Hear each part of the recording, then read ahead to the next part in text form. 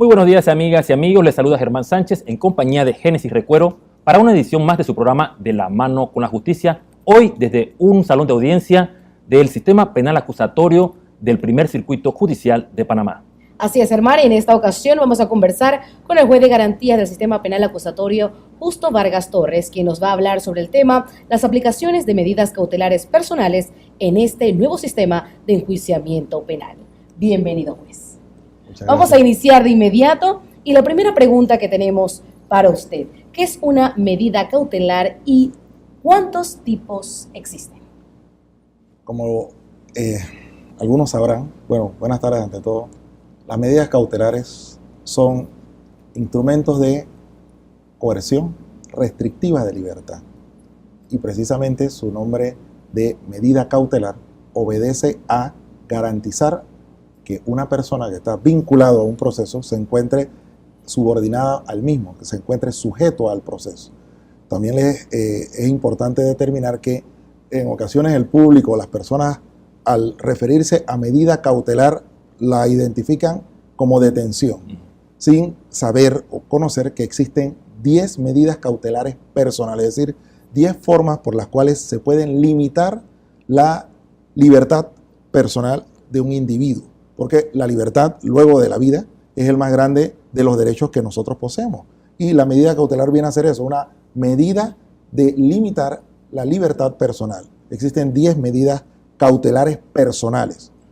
La de reporte, la de prohibición de una persona salida del país, por ejemplo, presentar caución económica, que antes se denominaba fianza, y la número 10, o sea, de todo ese catálogo, la más grave es la de detención provisional. Pero existen 10 medidas cautelares personales que el Código de Procedimiento Penal permite que el juez imponga para mantener a una persona sujeta a una investigación. O sea que la detención provisional sería, o la preventiva, sería la severa.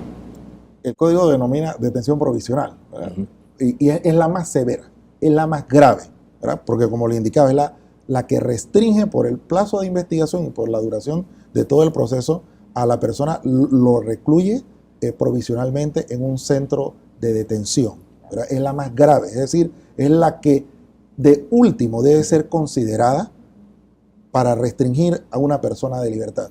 Y no es porque lo dice un juez de garantía, sino que nuestros códigos, el Código de Procedimiento Penal, lo indica y lo ha querido así de esa manera. Precisamente, señor juez, ¿qué factores toma en cuenta al momento de aplicar una medida cautelar de este tipo personal? Por ser precisamente una forma de restringir la libertad, para aplicar la más gravosa de las medidas cautelares personales, el juez debe de determinar que precisamente se trata de una forma de mantener a una persona sujeta al proceso, es decir, debe ser excepcional. Si hay otras de las medidas cautelares que permiten mantener a una persona sujeta a la investigación, no debe por qué aplicarse esa medida. También la misma debe ser humanitaria, es decir, si existen circunstancias humanitarias o de enfermedad de la persona, por ejemplo, sea una persona que esté embarazada, sea mayor de 70 años, o sea una persona que tenga una enfermedad, el propio código excluye la aplicación de una medida cautelar por esa circunstancia, ¿verdad? También debe ser una medida dirigida precisamente a mantener a la persona sujeta al proceso, es decir, en base a los elementos que lo vinculan, o sea, proporcional, dice el Código de Procedimiento Penal. Si existe un grado de vinculación fuerte de la persona, entonces pudiese aplicarse la misma, ¿verdad? Es decir, existen una serie de requisitos bien formales que debe de revisarse para poder aplicar la más gravosa. Ser excepcional, como le indiqué, proporcional, que se aplique a, por ejemplo, al tipo de delito que se comete. La norma indica que debe el delito que se le imputa a una persona para aplicarse detención provisional debe superar los 4 años de prisión. Lo que significa que si, por ejemplo, se le imputa a una persona un delito que no supera los 4 años de prisión, no se puede imponer. Se le da otra medida provisional, distinta a la detención. Una medida cautelar distinta a la detención provisional. Y quiero quiero hacer énfasis, de que medida cautelar personal no es detención provisional, es una de ellas, las 10 medidas cautelares personales que indican, porque pareciera ser que esto es a nivel nacional como una falta de conocimiento, ¿verdad? Cuando dicen medidas cautelares dicen que una vez que es una detención provisional, y no es así, ¿verdad? Existen otras 9 medidas cautelares que restringen la libertad de una persona. Pues encaminado a esta respuesta que usted nos acaba de dar, íbamos a preguntarle qué factores entonces toma en cuenta el juez de garantías para entonces aplicar una medida cautelar. Cualquiera de las medidas cautelares. La más severa, O la más severa. Y si es una persona extranjera, por decir algo, complementando a la pregunta. Bueno, complementando a lo que usted nos ha indicado, también el Código de Procedimiento Penal indica el tema de el arraigo, ¿verdad? ¿Qué implica el arraigo? O sea, que la persona tenga una forma de hacerse comparecer al proceso y que tenga domicilio conocido, ¿verdad? O incluso domicilio o arraigo laboral o referencia laboral en el suelo patrio. Si una persona, por ejemplo, viene del aeropuerto, comete un delito, ingresó el mismo día y la persona, luego de cometer el delito, se le ve en el pasaje de avión que la persona va a irse al mismo día o al día siguiente y esa persona vive, por ejemplo, en un residencial o en un hotel, difícilmente eso se pueda catalogar de arraigo.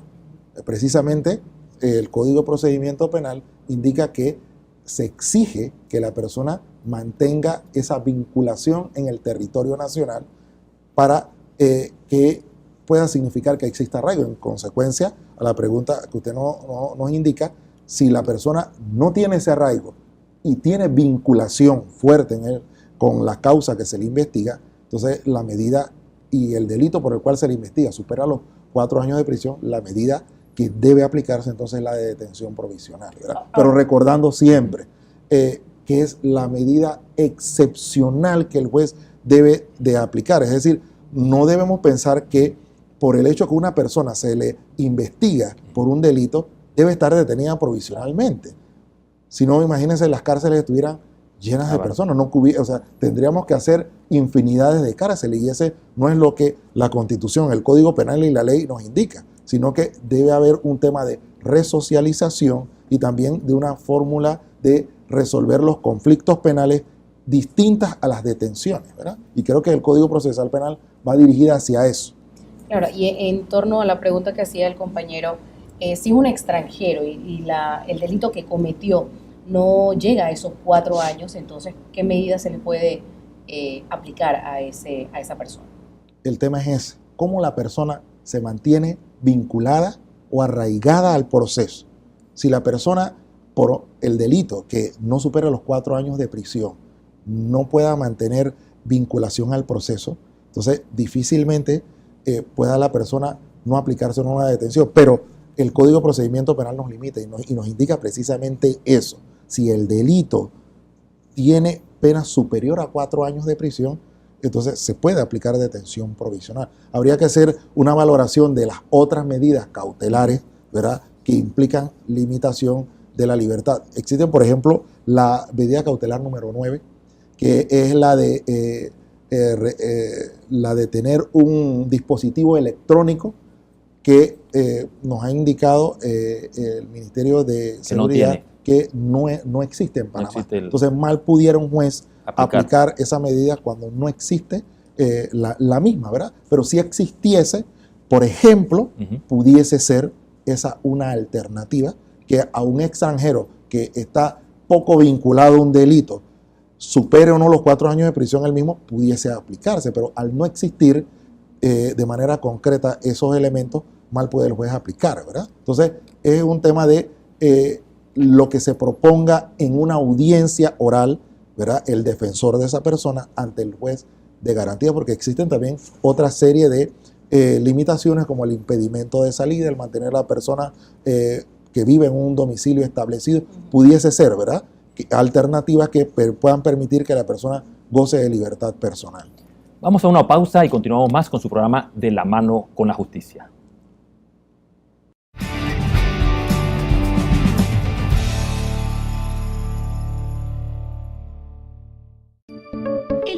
Judicial cuenta con diversos medios de comunicación como instrumentos para acercarnos con toda la ciudadanía. A tan solo un clic de distancia, los usuarios podrán conocer a través de nuestra página web www.organojudicial.gov.pa nuestro noticiero judicial al instante, donde se da a conocer las noticias más relevantes de la semana. Todos los lunes a las 9 de la mañana, a través de la frecuencia de Radio Nacional FM 101.7, los radioyentes podrán conocer y aclarar dudas sobre diversos temas de interés, con jueces, magistrados, defensores públicos, funcionarios administrativos, entre otros. Y cada 2 lunes de cada mes, a través de las pantallas de CERTV Canal 11, a las 2 de la tarde, entrevistas, reportajes y más en nuestro programa De la Mano con la Justicia, media hora llena de información jurídica que usted debe conocer. Síganos también en nuestras redes sociales, en Twitter en @prensaoj y en YouTube Prensa Órgano Judicial.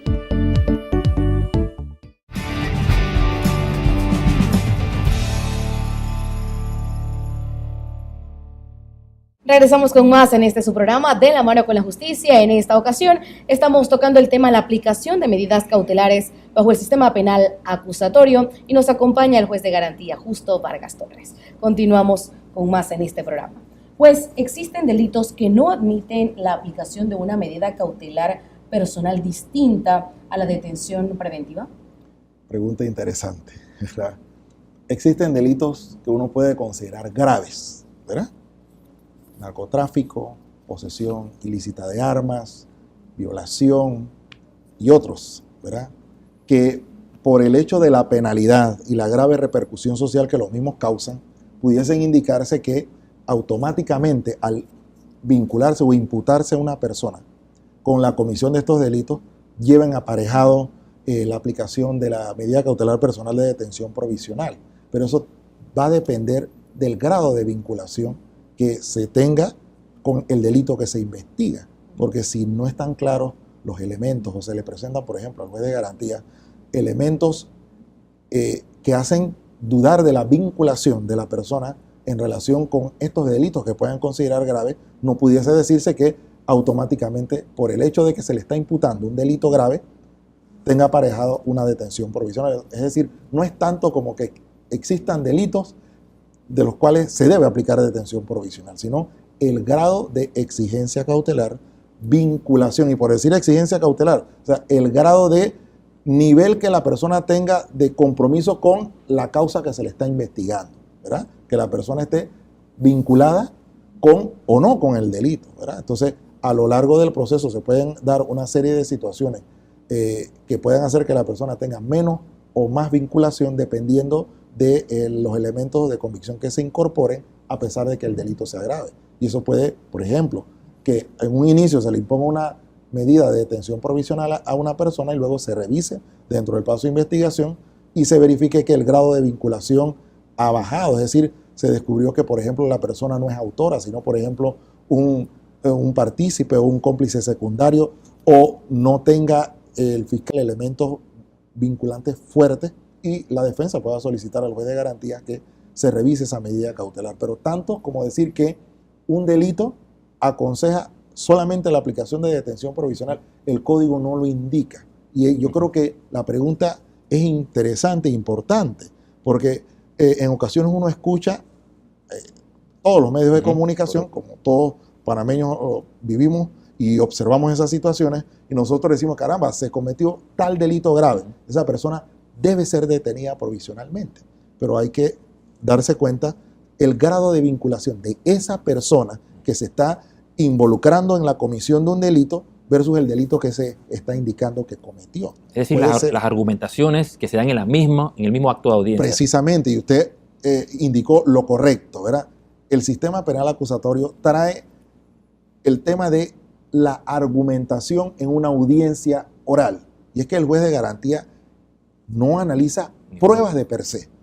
El juez de garantía analiza las argumentaciones en base a los hechos que el fiscal le presenta y el defensor o defensora le contraste, porque ese es el control que ellos ejercen. Es decir, si por ejemplo el policía le presenta o el agente de la fuerza pública le presenta al Ministerio Público elementos poco vinculantes y él no controla, sino que trae eso ante el juez de garantías para solicitar la aplicación de una medida cautelar personal, incluso severa, como la detención provisional, y el defensor pone a la luz en la audiencia oral argumentaciones que desacreditan la vinculación de la persona, el juez no podrá decir que porque se trata de un delito grave per se o por el solo hecho de ese, entonces vamos a aplicar detención provisional. Es decir, el tema de la argumentación, o sea, ha cambiado y es ya no es tanto como antes, no con es el tanto inquisitivo como que nosotros, había un expediente. Nosotros no manejamos expedientes.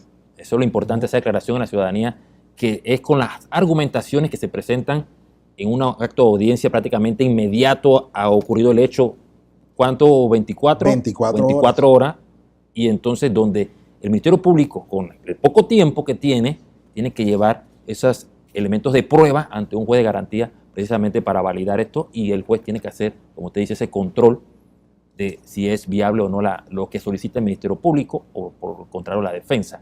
Y el tema, perdona que le rescate, es que el tema, ahora usted habla de 24 horas, no lo trae el Código de Procedimiento Penal, ni lo trae el juez de garantía, ni el sistema penal acusatorio, sino lo trae la Constitución Nacional de 1972, que fue reformada en el 2000, la última acto legislativo en el 2004. Es decir, antes de la aplicación del sistema penal acusatorio, ya había una norma que indicaba que si a una persona se le aprendía, tiene 24 horas para llevarlo a una autoridad competente. ¿Qué está haciendo el sistema penal acusatorio?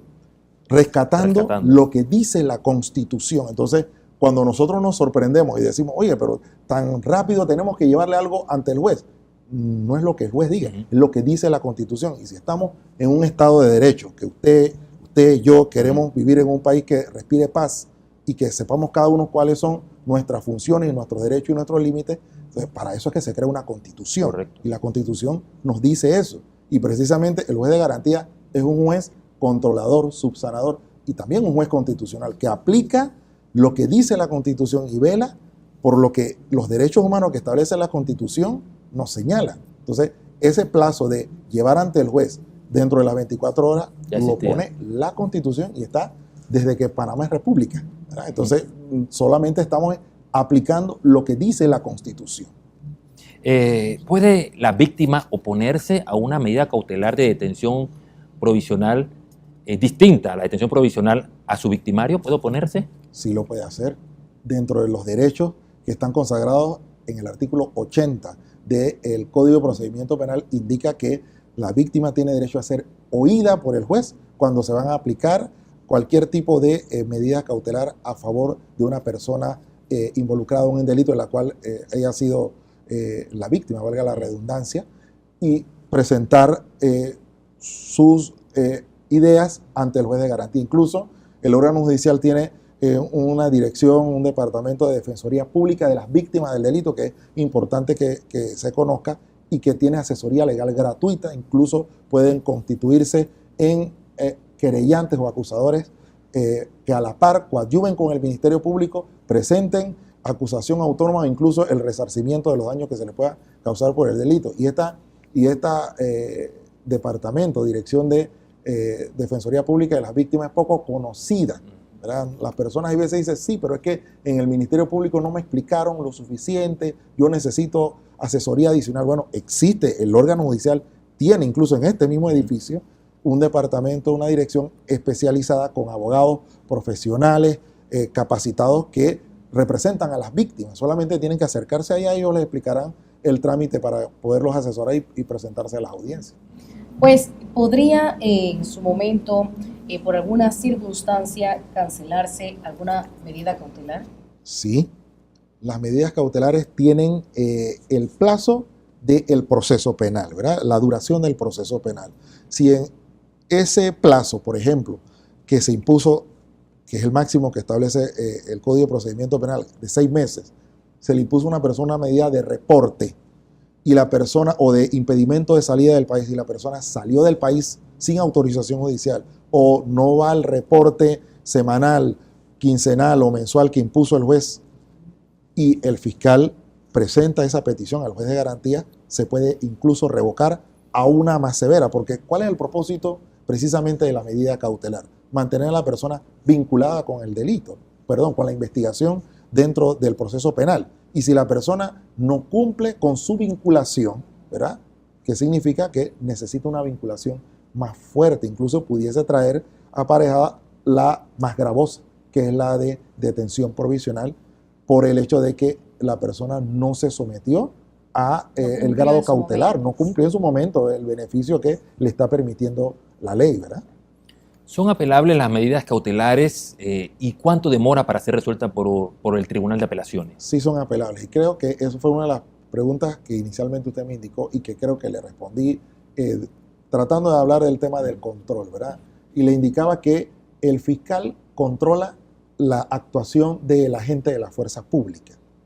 El juez controla la función del fiscal y a nosotros nos controla precisamente en los recursos y una serie de recursos que existen, porque existen tribunales superiores de apelaciones que revisan la imposición de medida cautelar y que dentro de plazos cortos, ¿verdad? Fijan audiencias en términos cortos de días, se resuelven y pueden haber casos que al día siguiente, 4 días, 5 días, es decir, dependiendo del tema de agendamiento, pero en cortos días los magistrados del Tribunal de Apelaciones resuelven las peticiones de apelaciones, ¿verdad? Y es decir, sí son apelables las decisiones que toman los jueces de garantía en relación a las medidas cautelares. Agradecemos al juez de garantía del Primer Circuito Judicial de Panamá, licenciado Justo Vargas Torres, por compartir toda esa experiencia y más que todo hacer docencia sobre este tema tan importante como lo es la aplicación de medidas cautelares personales en el sistema penal acusatorio. Así es, nos vemos la próxima con otro programa de La Mano con la Justicia. Recuerde que estamos en redes sociales, en Twitter y también en YouTube, que aparece en pantalla. Hasta la próxima. Que Dios me los bendiga.